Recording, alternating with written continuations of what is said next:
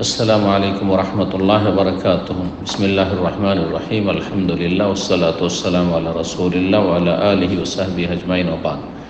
সম্মানিত শ্রোতা দর্শক মণ্ডলী, আল্লাহ রাব্বুল আলামিনের প্রশংসা এবং প্রিয় নবী সাল্লাল্লাহু আলাইহি সাল্লামের উপর সালাত ও সালামের পর আমাদের ধারাবাহিক সাপ্তাহিক প্রশ্ন উত্তর পর্ব। 10টি প্রশ্ন আমাদের কাছে রয়েছে, বিভিন্ন দেশ থেকে আসা। এই প্রশ্নগুলি সংক্ষেপে ইনশাআল্লাহ তাআলা উত্তর দেব। আল্লাহ রাব্বুল আলামিন তৌফিক দান করেন। প্রথম প্রশ্ন করেছেন এক ভাই। আসসালামু আলাইকুম শেখ। ওয়ালাইকুম আসসালাম রহমতুল্লাহ। প্রশ্ন, সুন্নতে মুআক্কাদার সাথে ইস্তেখারার সালাত একসাথে নিয়ত করলে সালাতটা কি সুন্নতে মুআক্কাদের নিয়তে হবে?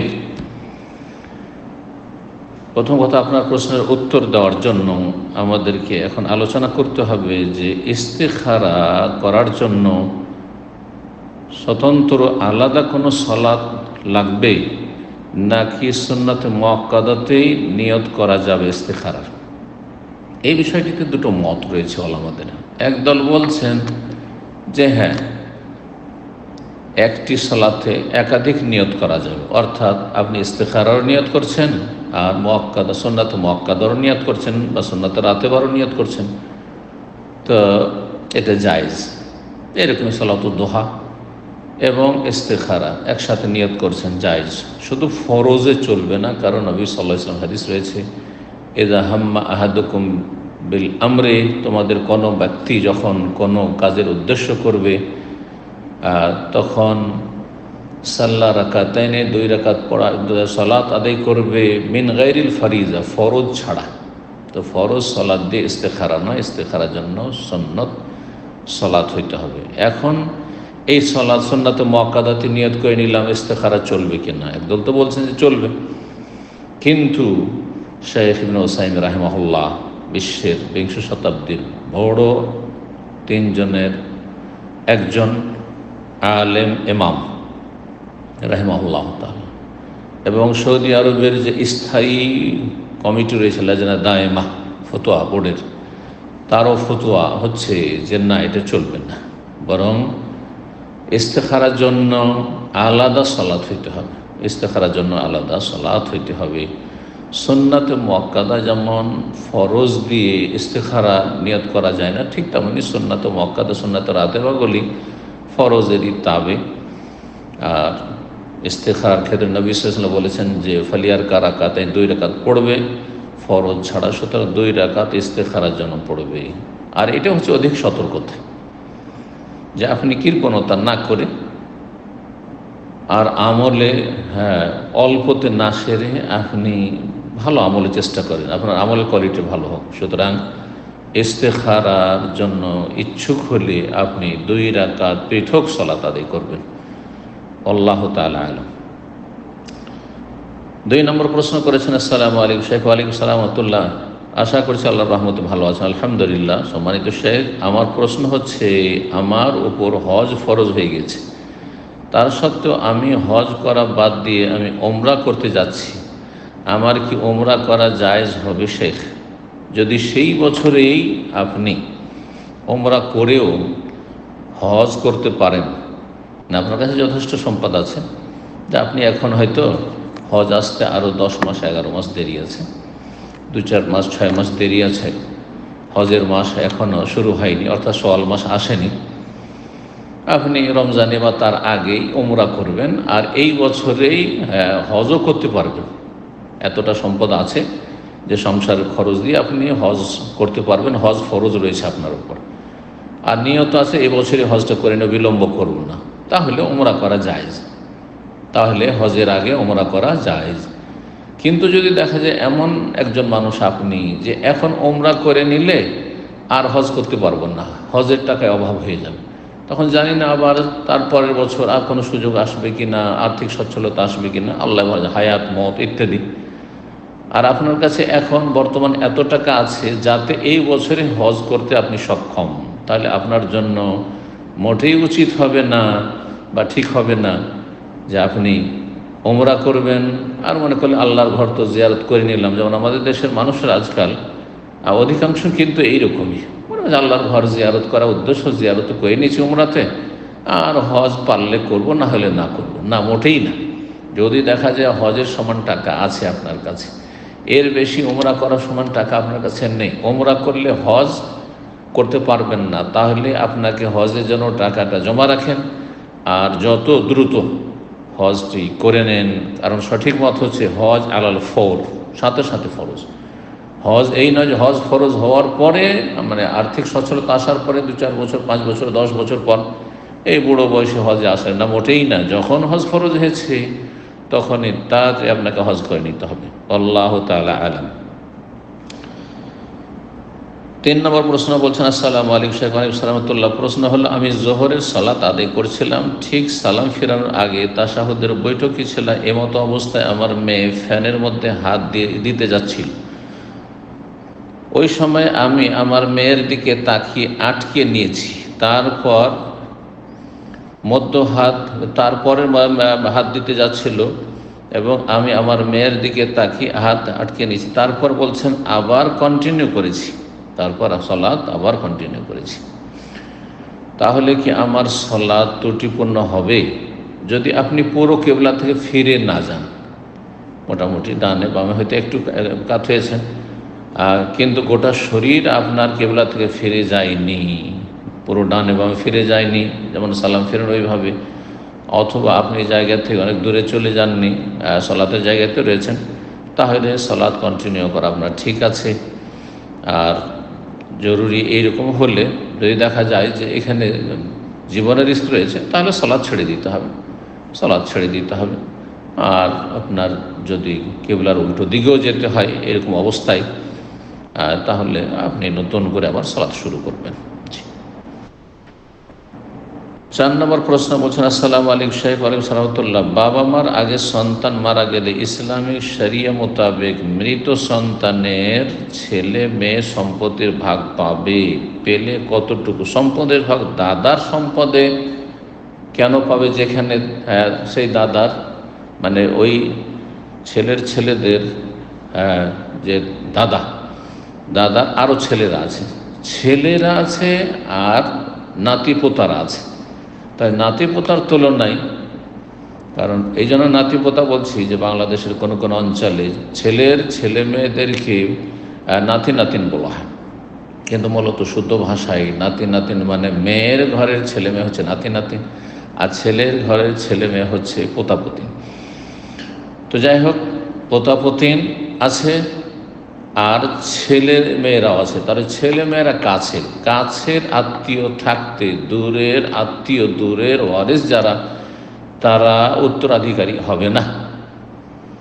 এটি শরীয়তের বিধান, কারণ তারা দূরবর্তী যারা, তাদের জন্য কি করবে, আর সৃষ্টি করে ফেলবে। জি, এখন ওর বাচ্চাদের বাবা মারা গেছে, আর তার বাবা নিজের কোনো ধন সম্পদ রেখে যায়নি যে সেখান থেকে ধন সম্পদের ভাগ পাবে, তাহলে এরা ক্ষতিগ্রস্ত এদিক থেকে। বাবা সংসার হয়তো অনেক কাজ করে গেছে, এই রকম ক্ষেত্রে ওয়ারিস তো হবে না, যেহেতু সেই দাদার ছেলে মেয়েরা আছে, তাহলে নাতি নাতিন বা পোতাপতিনরা কি করে ওয়ারিস হয়? ওয়ারিস হবে না।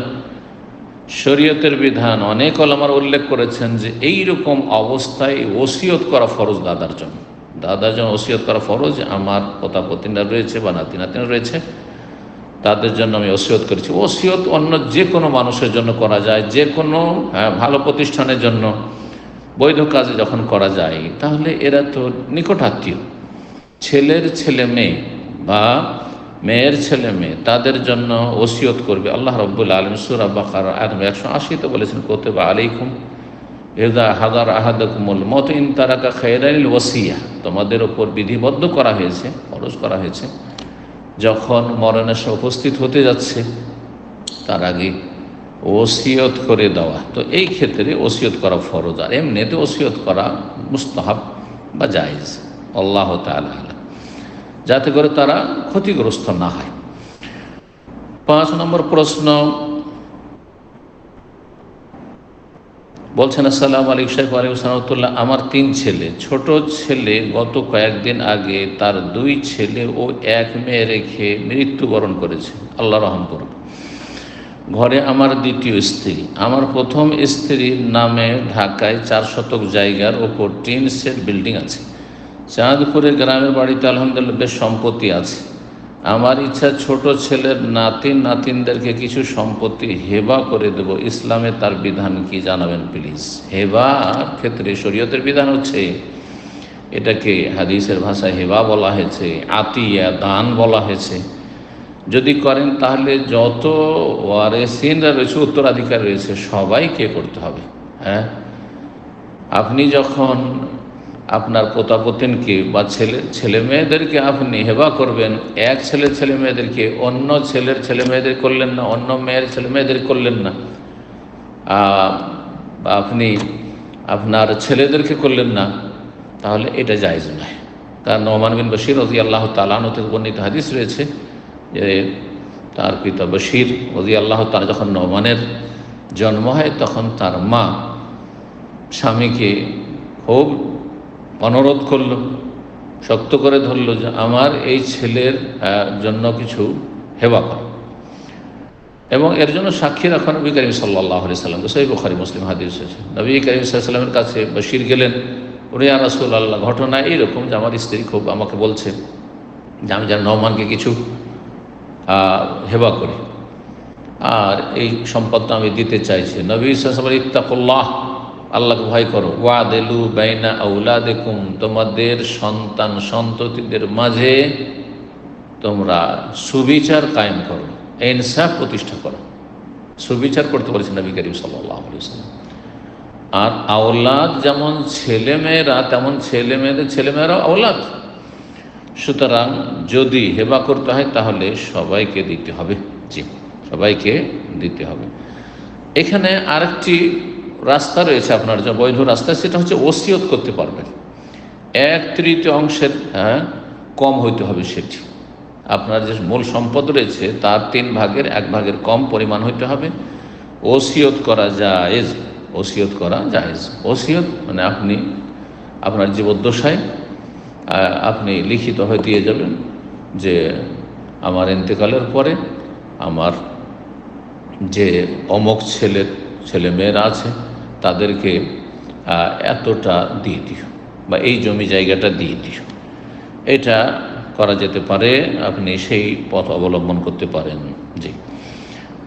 6 নম্বর প্রশ্ন বলছেন, আসসালামু আলাইকুম শেখ ওয়ালাইকুম সালাম, আপনাকে আল্লাহ সন্তুষ্টির জন্য ভালোবাসি, আহাব্বাকুমুল্লাহ। 2018 থেকে আমি সঠিক মানহাজের উপর চলার চেষ্টা চালিয়ে যাচ্ছি, আলহামদুলিল্লাহ। আল্লাহ কবুল করুন, দিনের উপর ইস্তেকামা দান করুন এবং নিয়মিত আপনার বক্তব্য শুনে উপকৃত হই। শেখ, তওবার একটা শর্ত হচ্ছে পাপ ছেড়ে দেওয়া।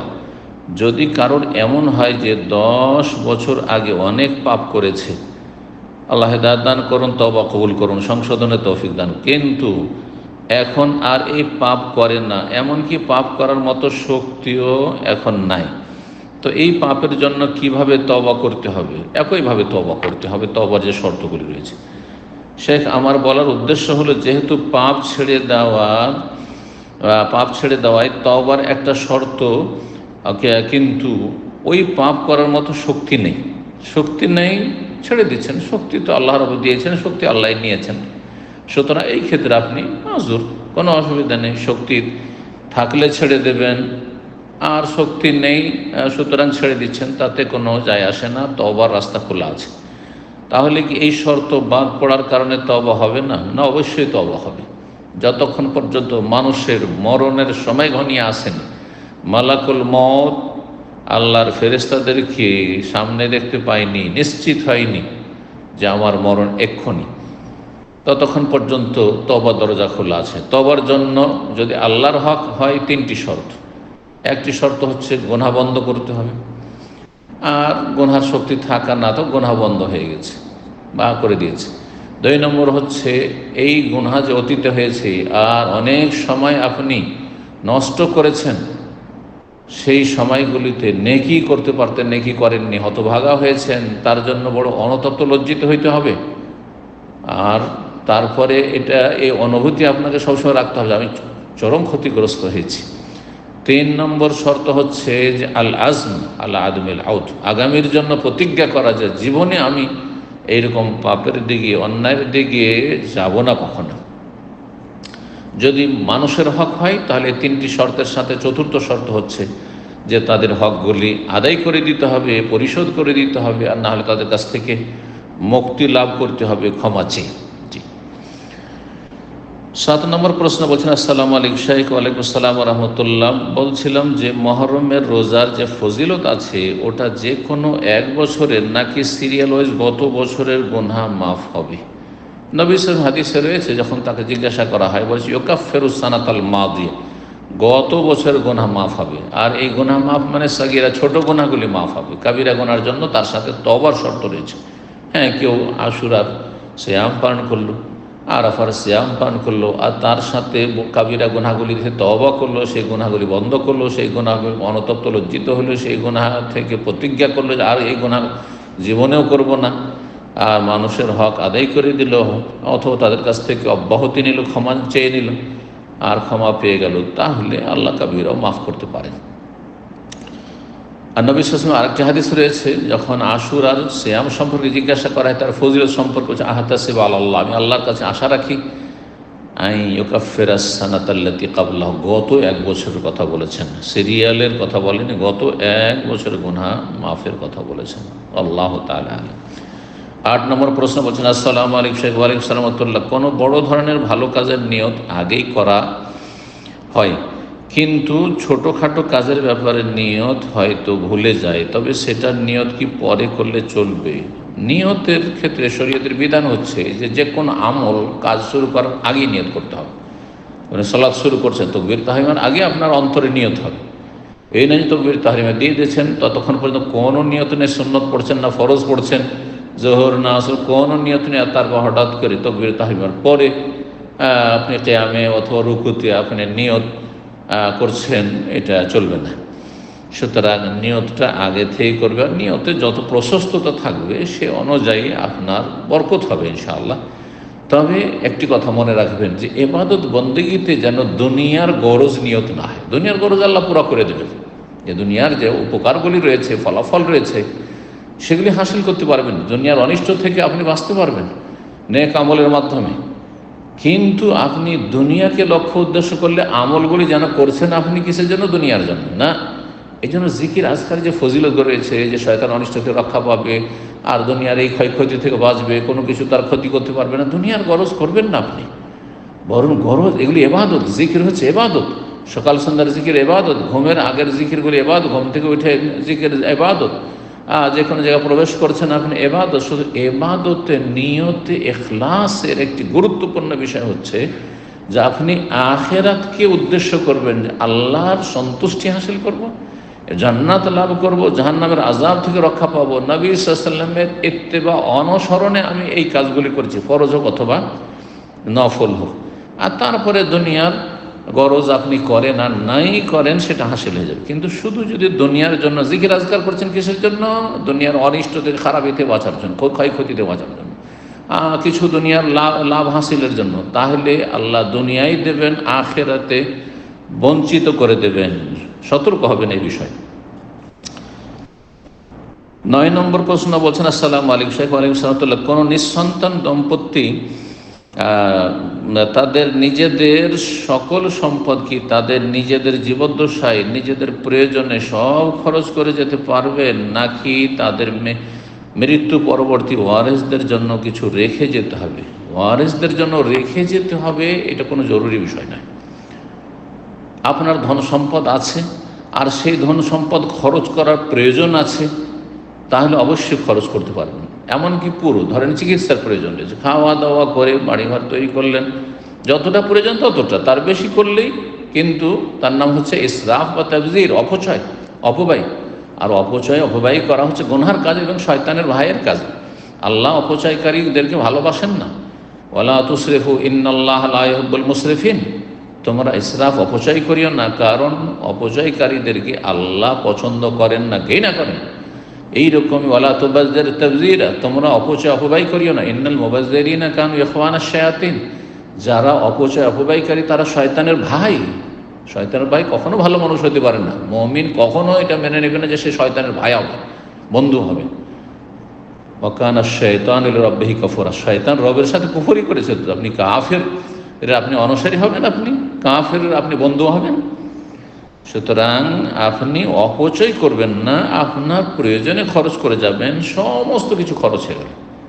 যেখানে পুরো যদি দান সাদকা করা জায়েজ হয়, আবু বকর সিদ্দিক রাদিয়াল্লাহু তাআলা পুরো ধন সম্পদ যা বাড়িতে ছিল সব নিয়ে এসে রেখে দিলেন নবী সাল্লাল্লাহু আলাইহি ওয়াসাল্লামের সামনে। ওমর রাদিয়াল্লাহু তাআলা অর্ধেক ধন সম্পদ নিয়ে এসে দিয়ে দিলেন। তাহলে এখানে তো তিনি চিন্তা করেননি যে ছেলেমেয়ের ভবিষ্যৎ আছে, ছেলেমেয়েদের জন্য কিছু রাখি আর তারপরে বাকিটা সাদাকা করি, এমনটা তো করেননি। সুতরাং মানুষ সুস্থ অবস্থায়, কোনো খারাপ উদ্দেশ্য না যে আমার ছেলে মেয়েদেরকে বঞ্চিত করব, একেবারে শেষ অবস্থায় ইন্তেকাল পূর্ব মুহূর্তে আর অসন্তুষ্ট হয়ে রয়েছে ছেলে মেয়েদের ওপর, পরিবারের ওপর, আর সেই জন্য সে দান করে দিচ্ছে পুরো, তখন সেটা জায়েজ নয়, আপত্তিকর। কারণ আল ইদরার বিল ওয়াসিয়া, ইদরার বিল ওয়ারাসা, উত্তরাধিকারীদেরকে, ওয়ারিসিনদেরকে ক্ষতি করা উদ্দেশ্য, কিন্তু এমন কোনো উদ্দেশ্য নেই। আপনার প্রয়োজন আছে চিকিৎসার, সব টাকা পয়সা খরচের, জমি জায়গায় সব বিক্রি করে শেষ করে দিন, কোনো অসুবিধা নেই। এইরকমই আপনি দান খেরাত করবেন, ভাবছেন আমি একটা মসজিদ তৈরি করবো, একটা মাদ্রাসা তৈরি করবো, আমি সমস্ত কিছু দিয়ে দেবো, আমার জীবদ্দশায় জায়েজ রয়েছে, সুস্থ অবস্থায়, কোনো অসুবিধা নেই। তবে নবী সাল্লাল্লাহু আলাইহি ওয়াসাল্লাম এতটা বলেছেন, উত্তম হচ্ছে যে কিছু আপনি ছেলে মেয়েদের জন্য রাখেন। নবী সাদ বিন আবি ওয়াক্কাস রাদিয়াল্লাহু তাআলা আনহু যখন বলেছিলেন যে আমি বেশি বেশি ওসিয়ত করতে চাই, লম্বা হাদিস, তখন নবী সাল্লাল্লাহু বলেছিলেন যে আন্তাজারা ওয়ারাসাতাকা আগনিয়া, তোমার উত্তরাধিকারী, তোমার ওয়ারিসিনদেরকে, তোমার ছেলে মেয়েদেরকে, ছেলে ছিল না তার মেয়েরা ছিল, তাদেরকে যদি একটু সচ্ছল রেখে যাও দুনিয়া থেকে, খায়রুন মিন আনতাজারাহুম আলাতান ইয়াতাকাফাফুনান নাস, এর চাইতে ভালো যে তাদেরকে তুমি অভাবী করে, গরিব দুঃখী করে রেখে চলে যাবে, অসহায় করে, আর ইয়াতাকাফাফুন নাস, আর লোকের দ্বারস্থ হবে, হাত লম্বা করবে, মানুষের সামনে ভিক্ষা করবে, এটা ভালো নয়। তাহলে উত্তম হচ্ছে ছেলে মেয়েদের জন্য কিছু রাখার চেষ্টা করা, কিন্তু চেষ্টা করে হইল না, আপনার জরুরি সমস্ত ধন সম্পদ আপনি উপার্জন করেছেন অথবা আপনি আপনার বাবা মা থেকে পেয়েছেন, সুতরাং তা আপনি পুরো খরচ করতে পারবেন প্রয়োজন হইলেই, অপচয় যেন না হয়। 10 নম্বর সর্বশেষ প্রশ্ন বলছেন, আসসালামু আলাইকুম শেখ। ওয়ালাইকুম আসসালাম ওয়া রাহমাতুল্লাহ। একটি প্রশ্ন, দাড়ি চাঁচা ব্যক্তির আজান দেওয়ার বিধান কি? আমাদের মসজিদে মাঝে মধ্যে এই ধরনের ব্যক্তি আজান দিচ্ছে। আজান দেওয়ার জন্য ইসলাম শর্ত, মুসলিম হওয়া শর্ত। কাফের আজান দেয় যদি, বড় শিরককারী, ঈমান ভঙ্গকারী, জাদুকর, গণক, জ্যোতিষী, যার ঈমান ইসলাম নেই, এইরকম কাফের ব্যক্তি যদি আজান দেয়, মুরতাদ আজান দেয়, তাহলে জায়েজ নেই। আর যারা দাঁড়িয়ে নেই অথবা টাকনার নিচে কাপড় অথবা বিভিন্ন কাবিরা গুনহায় লিপ্ত জানা আছে, তার আজান জায়েজ। কিন্তু তার চাইতে ভালো মানুষ যদি সমাজে থাকে, তাহলে এইরকম লোক, গুনাহগার পাপিষ্ঠ যারা, তাদের আজান দেওয়া, ইমামত করা হচ্ছে মাকরুহ, অপছন্দনীয়। তাদেরকে সসম্মানে ইমাম নিযুক্ত করবেন না, মুয়াজ্জিন নিযুক্ত করবেন না। দিলেন মুয়াজ্জিন নিযুক্ত করে, অথচ দাড়ি নেই, টাকনার নিচে কাপড় অথবা বিভিন্ন হারামে জড়িয়ে আছেন, না, মোটেই জায়েজ হবে না।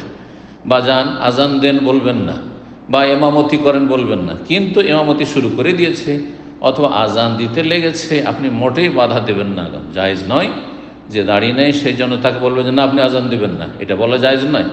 এতে সমাজে কলহ বিবাদ হবে, অশান্তি হবে, আর মুসলিম সমাজে ভাঙন ধরবে, শত্রুতা বিরাজ করবে, যেটা হারাম কাজ। আপনি হারাম কাজ করবেন তার জন্য, মোটেই জায়েজ নয়। সুতরাং আবার বলছি, যারা বিভিন্ন গুনাহে জড়িয়ে, আর অধিকাংশ লোক বিভিন্ন গুনাহে জড়িয়ে আছে, প্রকাশ্যে হোক অথবা গোপনে হোক, তাদের এই সব কাজ, আজান, ইমামতি জায়েজ রয়েছে, মাল কারাহা, কিন্তু তাতে আপত্তি রয়েছে। যদি ভালো মানুষ পান তাহলে তাকে বলবেন বা তাকেই মুয়াজ্জিন ইমাম হিসাবে নিযুক্ত করবেন। আল্লাহু তাআলা আলাম।